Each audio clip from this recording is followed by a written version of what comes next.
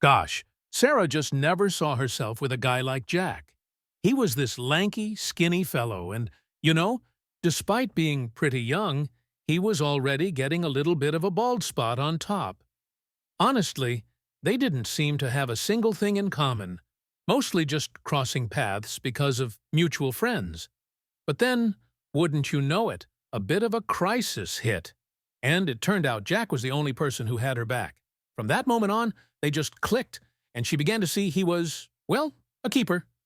Jack, bless his heart, was sort of tiptoeing around her because he figured someone like Sarah was totally out of his league.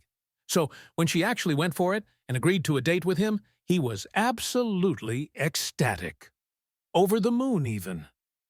Things moved pretty fast after that.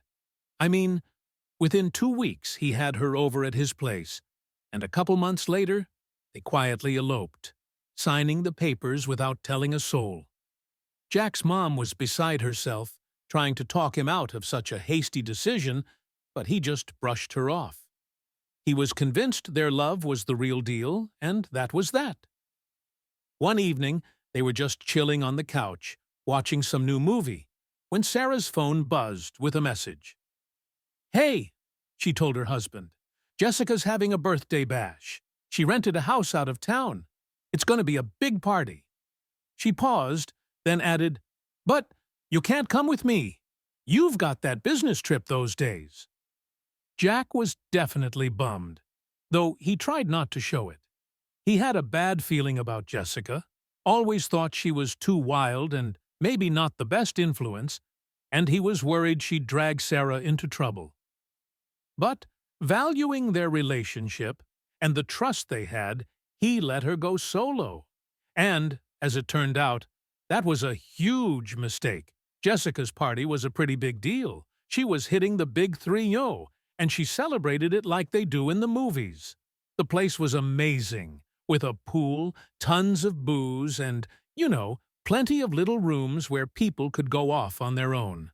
"Sarah, you have to meet my colleague," her friend said, pulling a young guy over. Sarah couldn't help but notice his sharp features, the scruff on his chin, and how he casually ran a hand through his well-styled hair. "I'm Robert," he said, reaching out a hand, and Sarah, a little dazed, shook it. Jessica, having done her part, immediately zipped off to mingle with other guests.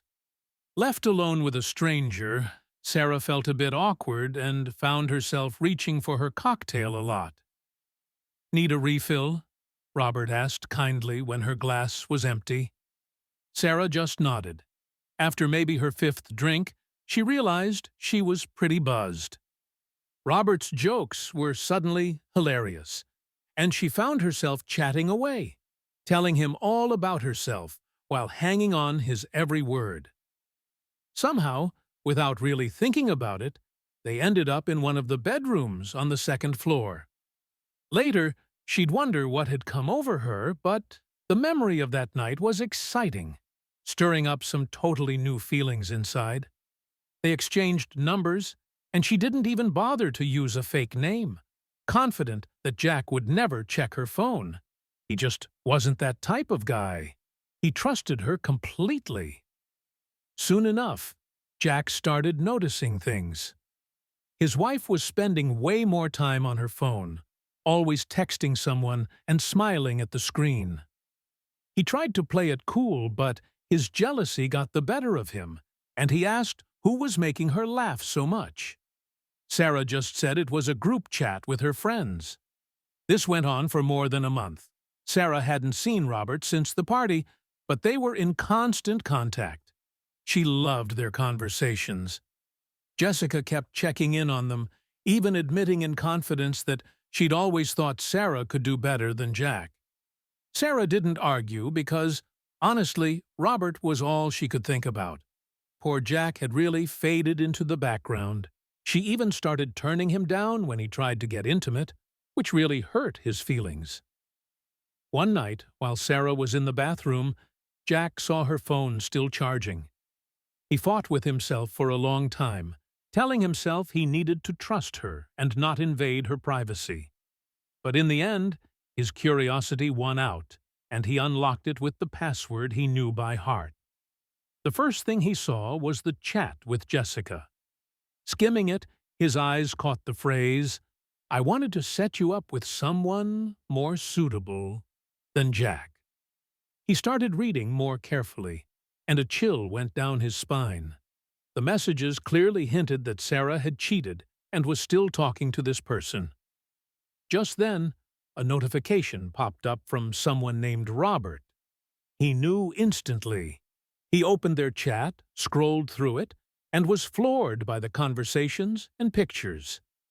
He felt a sting of jealousy. This stranger was getting racy photos that Sarah had never sent him, even after he'd hinted at it more than once. "What are you doing?"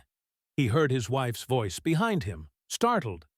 Jack had been so engrossed in his discovery, he hadn't heard her finish her shower and walk up behind him. "What's this?" he shot back, pointing at the chat with Robert. She tried to snatch the phone from him, but he was too tall. He simply held it out of her reach. He demanded an answer, though he already knew. He just wanted to hear it from her. She fumbled with the belt of her robe, then, finally, tearfully, confessed everything. About Robert, Jessica's party, and her feelings. She tried to say it was a mistake, that she wanted to start over and forget it ever happened. Jack's reply was that he wasn't ready to do that and needed time to think. But even with time, he couldn't forgive her. He tried to move past it, to pretend things were normal, but it was impossible. It became painfully clear to him that Sarah had probably only ever seen him as a friend, which is why she could cheat so easily. It was a tough call, but Jack made the decision. Divorce. He knew there was no other way. He had really tried, but the pain of her betrayal was just too much. Sarah ended up staying with Jessica for a few weeks before moving in with Robert. It didn't take long for her to realize he wasn't the Prince Charming she'd imagined. In reality, he was rough, rude, and a big drinker, which was a huge red flag for her.